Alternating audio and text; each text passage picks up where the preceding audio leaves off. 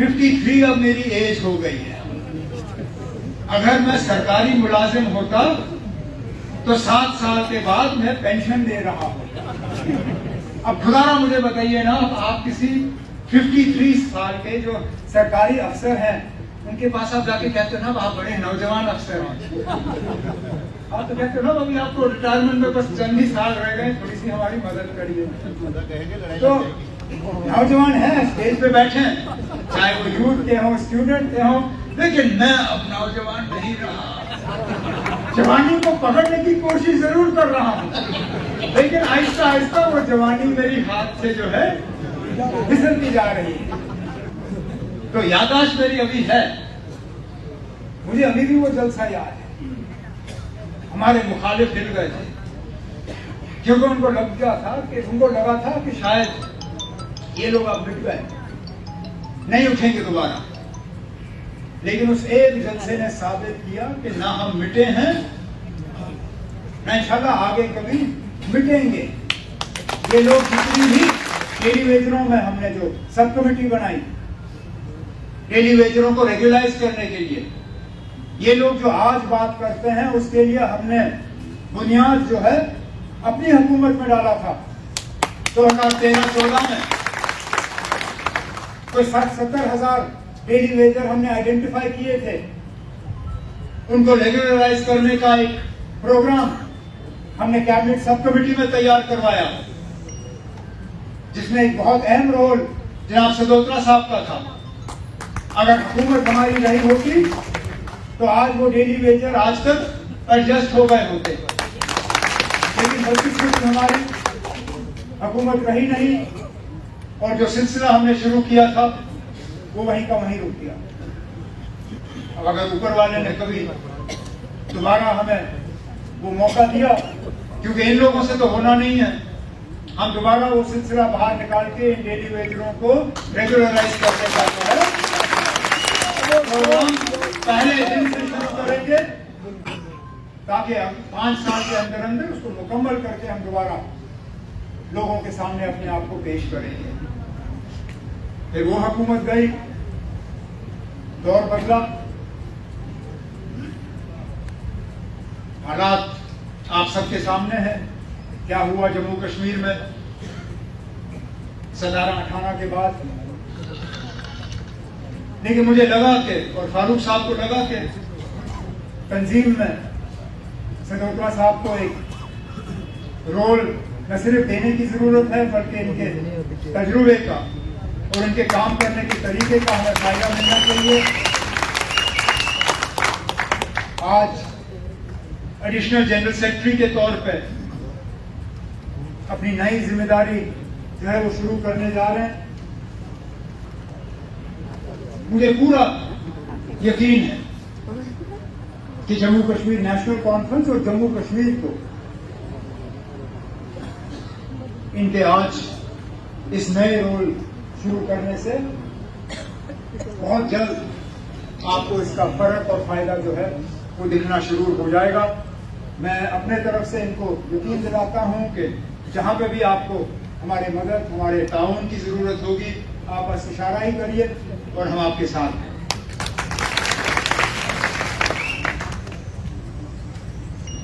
बड़े अजीब दौर से हम गुजर रहे हैं, समझ नहीं आता कि किसकी बात पे यकीन किया जाए, किसकी बात पे भरोसा किया जाए, किस चीज को हम सच माने, किस चीज को झूठ। सुप्रीम कोर्ट में एक बात कहा जाता है, सुप्रीम कोर्ट के बाहर दूसरी बात। अब पिछले ही दिनों अलग अलग बयान जिनको समझना मुश्किल, लेकिन उन पर रोशनी डालना जरूरी।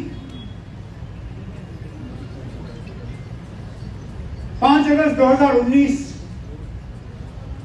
जब 370 हटाने का काम हुआ तो क्या कह के किया कि जम्मू कश्मीर को अभी पूरी तरह से मुल्क के साथ जोड़ा नहीं गया था। 370 हटाने के बाद अब हमने जम्मू कश्मीर को पूरी तरह से मुल्क के साथ जोड़ दिया है। कहा या नहीं कहा? कहा। पिछले दिनों जब सुप्रीम कोर्ट में केस चला 370 को लेके, गवर्नमेंट के जो सबसे बड़े वकील हैं उन्होंने सुप्रीम कोर्ट के चीफ जस्टिस और 4 और जो जज हजरात हैं उनको क्या कहा? कहा कि 370 हटाना हमारे लिए बहुत जरूरी था, क्योंकि जम्मू कश्मीर के लोग अपने आप को बाकी मुल्क से अलग समझते थे। हमने 370 हटाया इस सोच को हटाने के लिए, और आज हम दावे से कह सकते हैं कि जम्मू कश्मीर को हमने पूरी तरह से मुल्क के साथ जोड़ा है। ठीक है, आपने कहा हम कौन होते हैं एतराज करने वाले? लेकिन उसके ठीक कुछ दिन बाद हम देखते हैं कि हमारे माननीय लेफ्टिनेंट गवर्नर साहब यूपी में तकरीर करते हैं और तकरीर में कहते हैं कि मैं तब तक जम्मू कश्मीर में हूं जब तक कि मैं जम्मू कश्मीर को पूरी तरह से मुल्क के साथ जोड़ता नहीं हूं।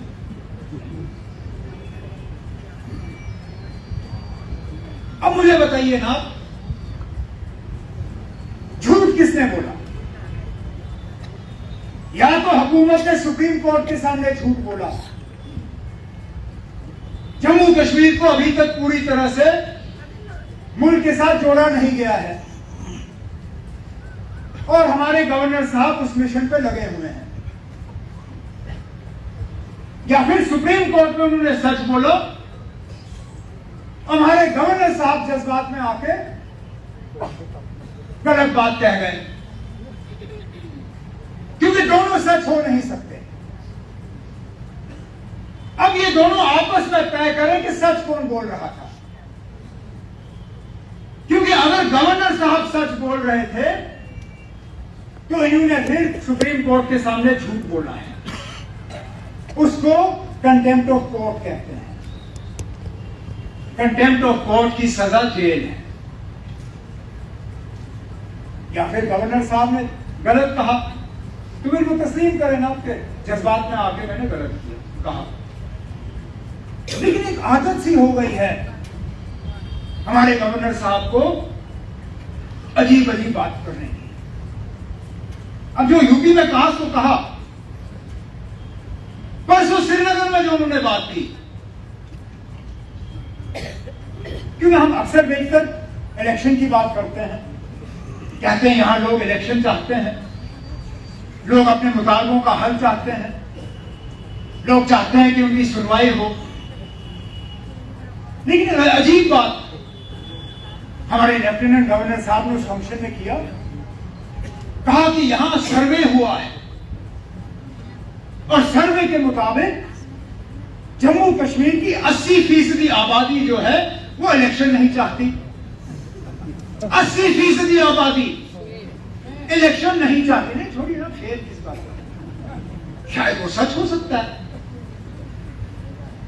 लेकिन वो 80% आबादी है कहां? क्योंकि कश्मीर में तो 80 छोड़िए, 8 छोड़िए, 0.8% आबादी भी आप नहीं दिखा सकोगे जो इलेक्शन नहीं चाहेगी। अब आते हम जम्मू पे हैं, मैंने सोचा शायद यहां सोच अलग होगी, लेकिन यहां की नाराजगी वहां की नाराजगी से ज्यादा। हर इशू पे लोग सड़क पे आए।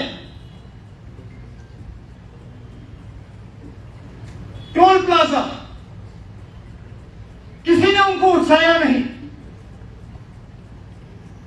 किसी ने उनको पीछे से धक्का नहीं दिया। कोई सियासी पार्टी ये नहीं कह सकती है कि टोल प्लाजा पे हमने किया। लोग खुद निकल आए, हम तो उसमें फिर घुल मिल गए। लेकिन हम में से कोई भी सियासी पार्टी ये नहीं कह सकती है कि टोल प्लाजा पे हमने एहतजाज शुरू किया। लोग नाराज हुए, बाहर आए, आज भी नाराज हैं। स्मार्ट मीटर, हम बीच बीच में बयान देते हैं लेकिन बाहर आके एहतिजाज लोगों का खुद का फैसला था। और सही पूछा मेरे साथियों ने, सुरेंद्र जी ने, अजय सरोत्रा साहब ने, पहले तो आप डिजिटल मीटर लगा रहे थे, आप हमें कह रहे थे कि ये डिजिटल मीटर दुनिया का सबसे बेहतरीन मीटर है।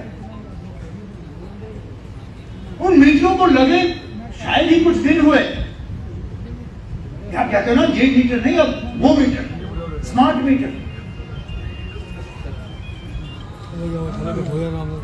और जो स्मार्ट मीटर की मुखालफत करे सीधा जेल।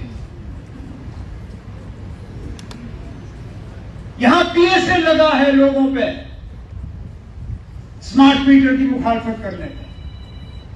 अरे भाई, मुखालफत तो हमारा जमहूरी हक है। नहीं पसंद हमें तुम्हारा ये मीटर, हम इसके खिलाफ आवाज तो उठा सकते हैं। आपने अभी तक तो हमें समझाया नहीं कि डिजिटल और स्मार्ट में आपको बदलाव क्यों लाना पड़ा, तो उस पर नाराजगी।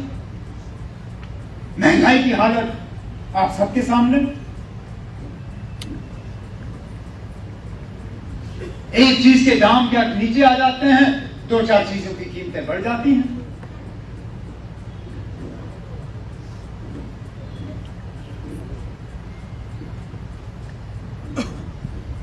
आज तमाम नौजवान बेरोजगारी को लेकर नाराज हैं। कहीं पे भी उनकी रिक्रूटमेंट का सिलसिला नहीं होता। जहां पे भी रिक्रूटमेंट का लिस्ट निकलता है वहां धांधली होती है, कैंसिल होता है, नौजवान परेशान हो जाते हैं।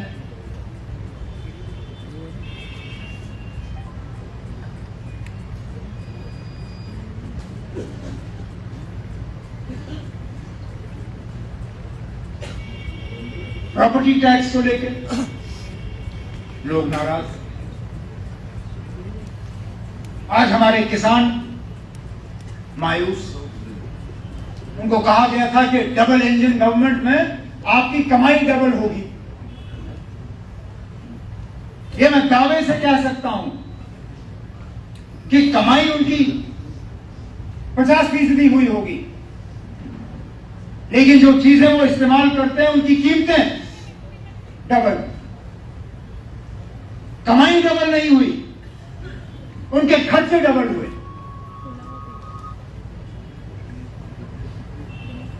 सिक्योरिटी के हालात तो आप सबके सामने है ना।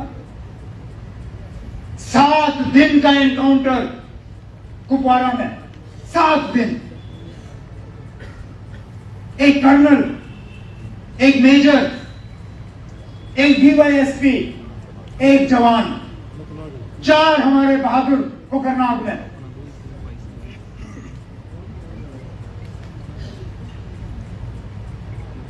और ये हमें G20 और मिस वर्ल्ड और पता नहीं क्या दिखाते हैं। कहते हैं टूरिस्ट आ रहे हैं।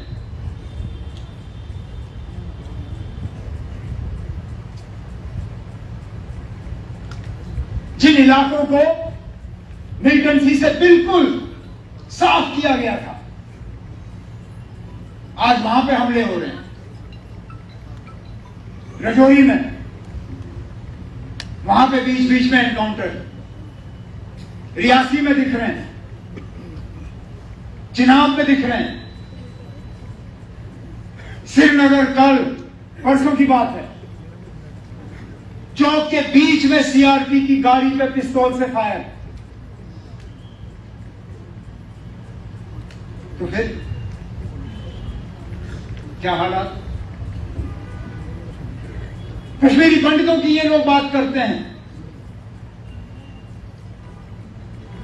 वापस लेना तो दूर की बात, जिनको हमने अपनी हुकूमत में वहां बसाया था, रोजगार दिया था, रहने के लिए जगह दी थी, वो सड़कों में उतर आए कि हमें वहां से वापस लाओ, हमें खतरा है यहां पे। चुन चुन के वहां दफ्तरों में डेस्क के पीछे बैठे सरकारी मुलाजिम को गोली से उड़ाया। बैंक के ब्रांच में काम करते हुए में घुस के गोली मारी। तो फिर कहां है ये 80% जो इलेक्शन नहीं चाहती? क्योंकि मुझे 80% से ज्यादा आबादी में गुस्सा और नाराजगी के अलावा कुछ नहीं दिखता, कुछ नहीं दिखता। मां सिवाय चंद बीजेपी के वर्कर जिनके काम हो रहे होंगे, जो ट्रांसफर में अपना गुजारा कर रहे होंगे, जिनको गाड़ी बंगला आगे एस्कॉर्ट पीछे एस्कॉर्ट, उनको तसल्ली होगी। लेकिन बाकी जम्मू कश्मीर की जो आबादी है वो नाराज है, मायूस है, खफा है।